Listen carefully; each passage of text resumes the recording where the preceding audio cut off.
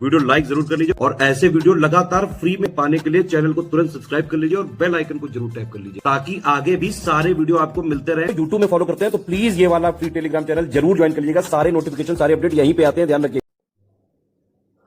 नमस्कार साथियों, स्वागत है आप सभी का स्टडी फॉर सिविल सर्विसेज में। ये है हमारी वर्ल्ड ज्योग्राफी क्लास जिसमें हम पढ़ रहे हैं कॉस्मोस द यूनिवर्स। तो यूनिवर्स में जो है हमने काफ़ी सारे पॉइंट्स देखे। लास्ट क्लास में जो पॉइंट हमने देखा साथियों वो था सूर्य।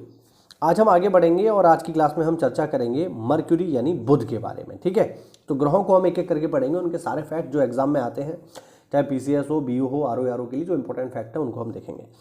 उससे पहले साथियों, अगर आप इस पीडीएफ को प्राप्त करना चाहते हैं या फिर आप हमारे किसी भी पेड बैच जो कि पीसीएस, चाहे वो यूपी हो, बिहार हो या फिर उत्तराखंड हो, इन सब के लिए बैचेस हमारे यहाँ चालू हो रहे हैं। इसके अलावा अगर आप तैयारी कर रहे हैं साथियों उत्तर प्रदेश में बीईओ परीक्षा की या फिर आरओ परीक्षा की, तो इसके पेड बैच भी शुरू हो चुके हैं। आप इन नंबर्स पर कॉल करके हमसे जुड़ सकते हैं। ठीक है, तो चलो टॉपिक को शुरू करते हैं। यहाँ पर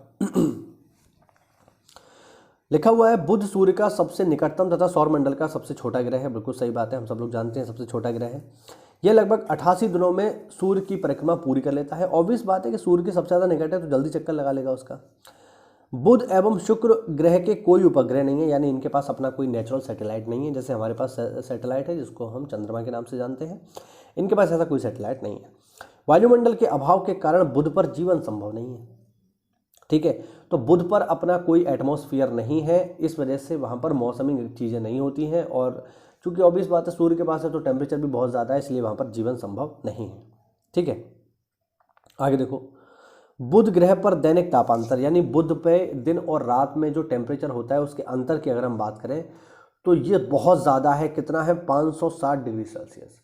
यानी दिन के समय के तापमान और रात के समय के तापमान में 560 डिग्री का अंतर है। ऐसा क्यों? क्योंकि वायुमंडल है नहीं, तो जो हिस्सा सूर्य के सामने होता है दिन के समय वो बहुत ज़्यादा गर्म हो जाता है, और रात में जब वो पीछे चला जाता है तो सूर्य की रोशनी पहुंचती नहीं है तो बहुत ज़्यादा ठंडा हो जाता है।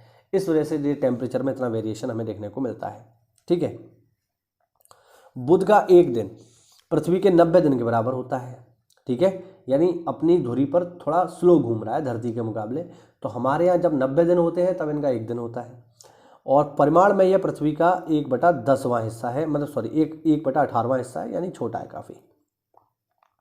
आगे देखो, बुध के पास से गुजरने वाला कृत्रिम उपग्रह मैनियर 10 था, जिसके द्वारा भेजे गए चित्रों से पता चलता है कि इसकी सतह पर कई पर्वत अथवा मैदान हैं। परावर्तित प्रकाश में देखने पर किसी पिंड का एल्बिडो उसकी चमक अर्थात चाक्षुष द्वितीय निर्धारण करता है। एल्बिडो ध्यान रखना, हिंदी थोड़ा कठिन है इसकी। बुध बहुत अधिक मात्रा में सूर्य का प्रकाश ग्रहण करता है, किंतु इसका एल्बिडो पृथ्वी की तुलना में कम होने के कारण इसकी चमक कम होती है। पृथ्वी का एल्बिडो 0.367 है, जबकि बुध का है 0.138। अब यहाँ पे एक वर्ड आया है एल्बिडो, इसको जरा मैं एक्सप्लेन कर देता हूँ कि एल्बिडो क्या होता है। जैसे ये है हमारी सतह, ठीक है। अब जब इस पर सूर्य की रोशनी पड़ेगी ना, तो ऐसा नहीं है कि ये सतह पूरी की पूरी रोशनी को एब्जॉर्व कर लेगी, नहीं, ऐसा नहीं होगा। कुछ इसकी ऊष्मा को अपने पास एब्जॉर्व करेगी और कुछ को चमक के रूप में वापस लौटा देगी। ठीक है, तो चमक के रूप में जो वापस लौटेगी, एल्बिडो जो वापस लौटेगा बेसिकली, ठीक है ना, जो चमक वापस लौटेगी उसी को हम बोलते हैं एल्बिडो। ध्यान रखना, उसी को एल्बिडो कहा जाता है। ठीक है, तो अगर हम देखें धरती पर एल्बिडो कहाँ कितना होगा, तो सबसे ज़्यादा कहाँ होगा साथियों? सबसे ज़्यादा होगा बर्फ पर। ठीक है, ध्यान रखना, बर्फ का एल्बिडो सबसे ज़्यादा होगा, क्योंकि बर्फ पर जब धूप पड़ती है साथियों, है ना, जैसे ये बर्फ है, अब जब इस पर धूप पड़ेगी ना तो ये ज़्यादातर अपने ऊपर पड़ने वाली धूप को रिफ्लेक्ट कर देगी। इसी वजह से साथियों, इसी वजह से जो पहाड़ बर्फ से ढके रहते हैं, वहाँ जब धूप पड़ती है तो भी उनकी बर्फ पिघलती नहीं है। क्यों नहीं पिघलती? क्योंकि जो पहाड़ बर्फ से ढका हुआ है, मान लीजिए यहाँ पर बहुत सारी बर्फ है, तो जब इस पर धूप पड़ेगी ना तो ये उस धूप का अधिकांश हिस्सा अपने चमक की वजह से, बर्फ अपने चमकीली सतह की वजह से वापस कर देगी, तो ये गर्म हो ही नहीं पाएगा और बर्फ पिघलेगी भी नहीं। तो बात समझ रहे हो ना? एल्बिडो क्या है, उम्मीद करता हूँ समझ में आया होगा। ठीक है, तो धरती का एल्बिडो कितना है देख लो जरा, ये है 0.367 और बुध का कम है। चलिए आगे बढ़ते हैं। अगला ग्रह हमारे पास साथियों शुक्र। शुक्र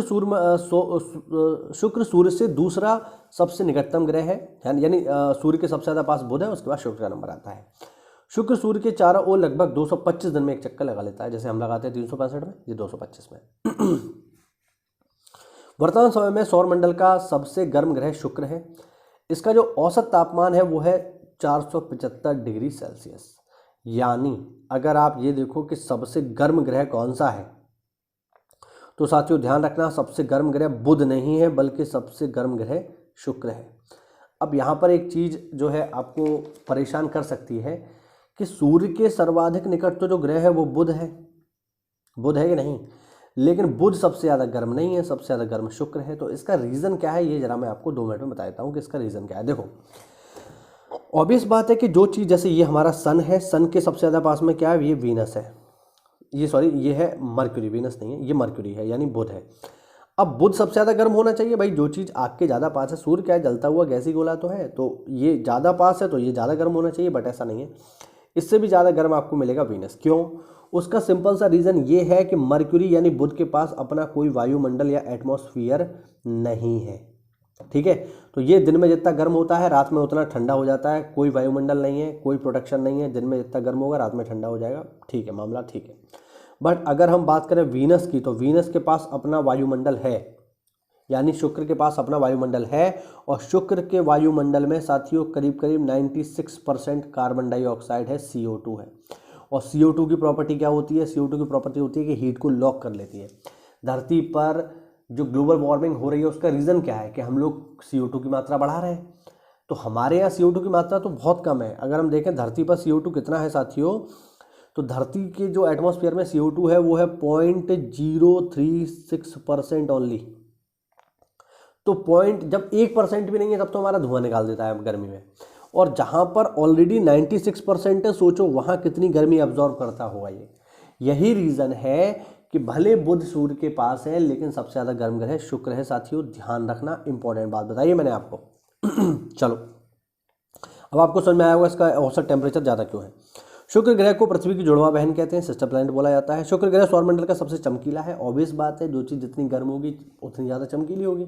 सबसे ज़्यादा गर्म हमारे सौरमंडल में क्या है? सूर्य है, सबसे ज़्यादा चमकीला भी है। सबसे ज़्यादा गर्म ग्रह शुक्र, तो चमकीला भी होगा। शुक्र ग्रह को भोर और सांझ का तारा कहते हैं। बहुत ही सिंपल बात है, जो चीज़ जितनी ज़्यादा चमकीली होगी अंधेरे में उतनी दिखाई देगी। तो जैसे ही धरती पर सूर्य का प्रकाश कम होता है, और कब कम होगा? सूर्य निकलने से पहले और सूर्य निकलने के बाद, तो उस समय ये दिखाई देता है। इसीलिए बोलते हैं भोर और सांझ का तारा। शुक्र ग्रह सामान्य दिशा के विपरीत सूर्य का पूर्व से पश्चिम दिशा में परिक्रमण करता है, यानी जो घूमता है उल्टा घूमता है। बाकी सारे के सारे ग्रह घूमते हैं पश्चिम से पूर्व, यानी इस तरीके से घूमते हैं। बट ये ऐसे नहीं घूमता, ये ऐसे घूमता है। ठीक है, उल्टा।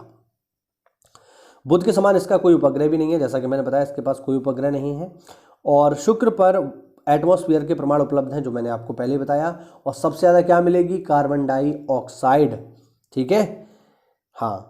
तथा तापमान 400 डिग्री सेल्सियस से अधिक रहता है। इसी कारण शुक्र पर प्रेशर कुकर की दशा उत्पन्न होती है, जो मैंने आपको समझाया था ना, वही है।